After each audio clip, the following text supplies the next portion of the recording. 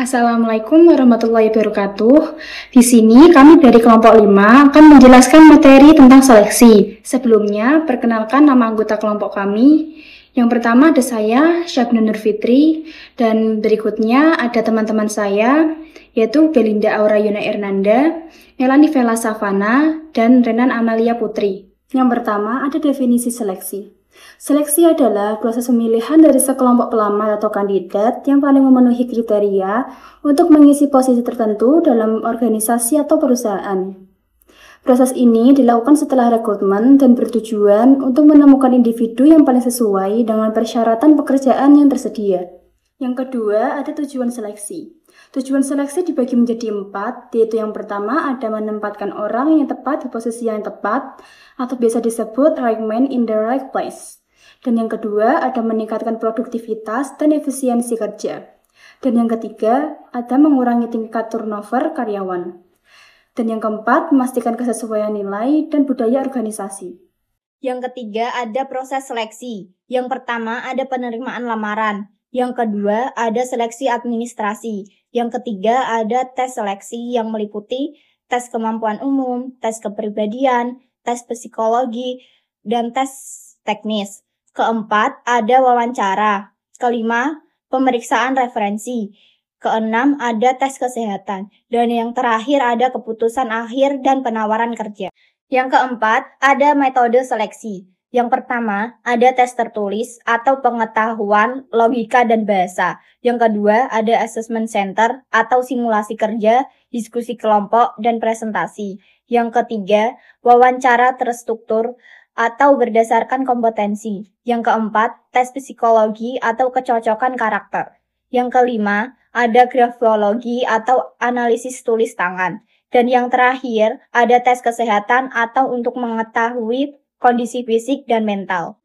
Berikutnya ada faktor yang memengaruhi keberhasilan seleksi. Yang pertama, ada validitas dan reliabilitas alat tes. Yang kedua, kompetensi pewawancara. Yang ketiga, ada objektivitas penilaian. Yang keempat, kesesuaian antara pelamar dan kebutuhan organisasi. Dan yang terakhir, ada sistem pendukung yang berupa HRIS dan SOP.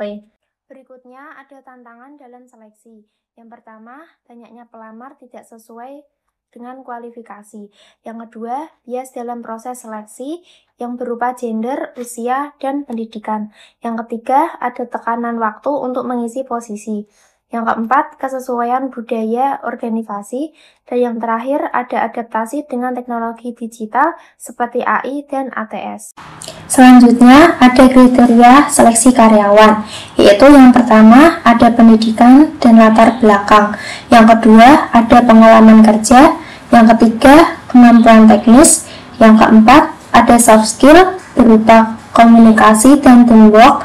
Dan yang terakhir, ada kesesuaian budaya organisasi. PT Dharma Mindra Prasetyo melakukan rekrutmen internal dan eksternal dengan tahapan seleksi seperti tes penerimaan, wawancara, pemeriksaan referensi, tes kesehatan, dan pengambilan keputusan penerimaan karyawan. Studi kasus ini menggambarkan bagaimana perusahaan menjalankan proses seleksi secara sistematis untuk mendapatkan karyawan yang kompeten dan sesuai dengan kebutuhan perusahaan. Peran teknologi dalam seleksi. Yang pertama, aplikasi tracking system atau ATS. Yang kedua, video interview otomatis atau ALBES. Yang ketiga, gamifikasi proses seleksi. Yang keempat, big data dan analitis untuk prediksi kinerja. Kesimpulannya, seleksi adalah langkah krusial dalam MSDM untuk memastikan organisasi mendapatkan SDM terbaik. Diperlukan metode yang sistematis, adil, dan sesuai dengan kebutuhan organisasi modern. Peran teknologi makin penting untuk efisiensi dan akurasi proses seleksi. Sekian video pembelajaran